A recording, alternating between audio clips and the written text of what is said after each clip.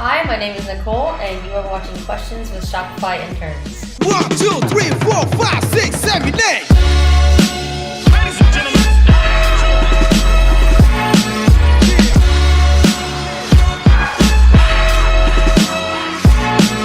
Why did you tell us a little bit about yourself? Where are you from and what's your role here in Shopify? So, I am from Ottawa. I go to Carleton University just in town. As an intern, I am a theme support specialist.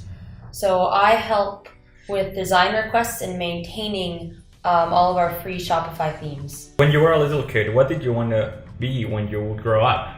I wanted to be a police officer, actually. How did that turn out? Well, my dad was in the police, so I always thought that's what I was going to do. Right. And then as I got older, I realized, man, I have no interest in policing. So kind of scratched that off, and it was grade 12, and I was thinking, what am I supposed to do? I have to pick something.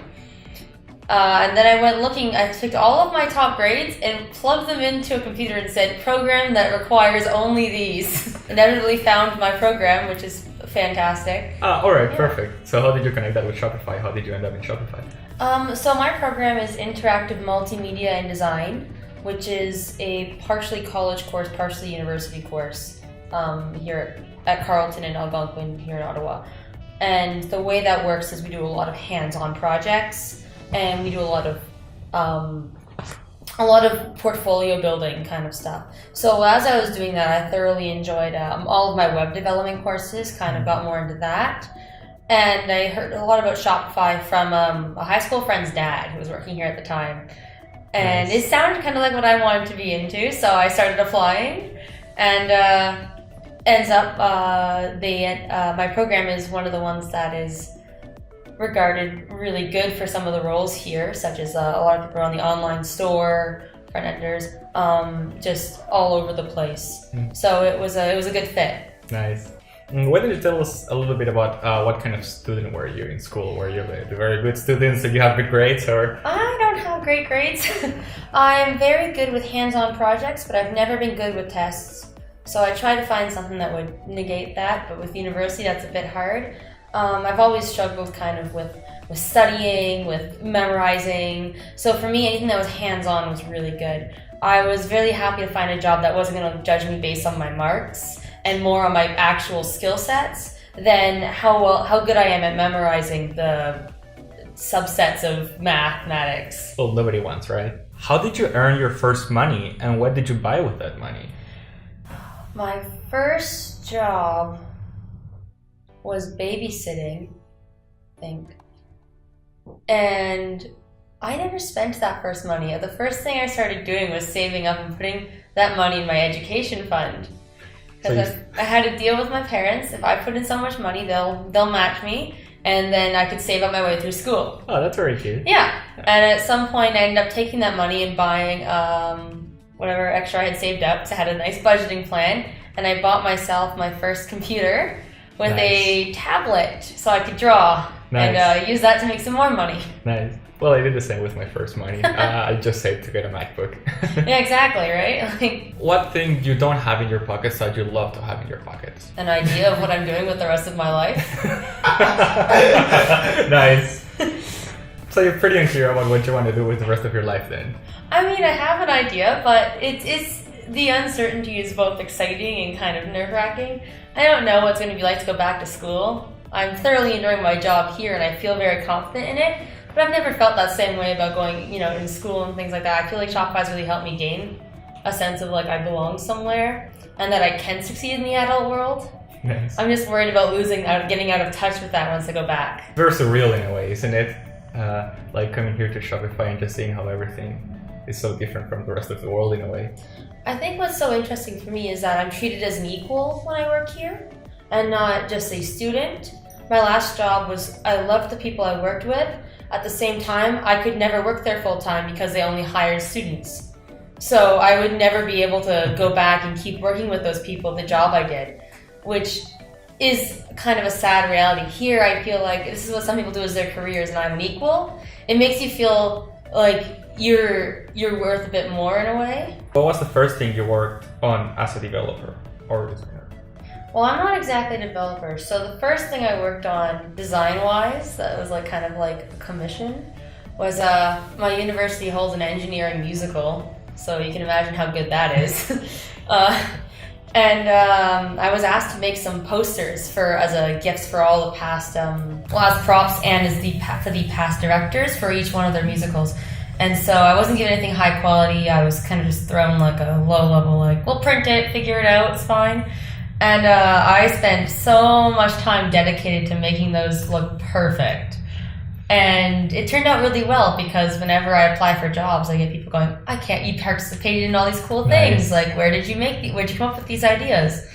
I've just been put into a nice area, at least with school, with the community I'm in, that lets me be creative and kind of thrive on that. What things did go wrong with your first commission job? Oh, all of my photos were taken from Facebook accounts. So it was super illegal. It was they were supposed to be surprise gifts for these people. Makes sense. And so I had to go through, but I'm not friends with them, so I'm trying to find anything available on Google search. That was a good time. That was with student budgets come student assets, so.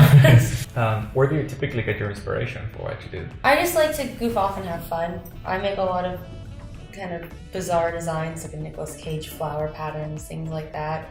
I thoroughly enjoy if I have a silly idea that comes in my head, why not make it, right? There's no such thing as bad art. Nice. Do it. Any role models? Can I say Nicolas Cage? Oh, that's a pretty good role model. Oh, obviously. Favorite movie then? Or? I think my favorite thing about Nicolas Cage is that he's always in these B-list movies or lower. He's never the main focus. But whenever he's been in a role that's made for him, you're he is 100%, right? That's kind of how I feel. I am kind of bad at most things, but I've been put in a role where I feel I'm 100%. I feel this was written for me, and I feel I'm thriving here. Nice. Yeah. Well, that's Nicolas Cage, right? He exactly. Really takes it personally. 100%. Yeah. All or nothing. Exactly. What's the most important thing that you've learned here at Shopify? I think I've learned to have confidence in myself and others. I feel I can trust my team with anything, be it work-related or not. I never have to worry about if I'm having a bad day, just telling them I'm not, going to be at the same level as usual. And it's totally understandable, and they take care of me, and it's encouraging to have somewhere to turn to with that kind of stuff, right? That isn't just, your school friends, it's nice to have that support system at work as well, where I can come in the morning and I get excited about going to my job and seeing everyone, and I miss them, we chat all night. It's a totally different environment than any other job I've been in. It's kind of like family in a way, right? Yeah, exactly. It's like a family. Do you have a motto, credo, or quote that really inspires you? Not at all. I'm horrible with quotes. Horrible with anything sort of like that. Well, any spiritual animal then? No, honestly, I don't feel I'm someone who draws inspiration from very specific areas. Not even I think for me it's kind of just, when I walk outside I'm life is good. And that is an inspiration to me. It's just that everything around me can be there's so much fun to be had. And that's kind of, I guess, maybe that's where I get inspiration from. I don't know. What motivates me, I guess, is just everything. Everything is so awesome all the time. Nice. Yeah. I like that beyond life. Is there something or someone that makes you really angry? What's your aim? Something is when people stop trying to improve. If you've just given up on improving yourself, life's going to be kind of boring. I feel everything that is made in life is there for you to learn something new or improve a current skill. And that's kind of what even if it's just little bit, it's a challenge.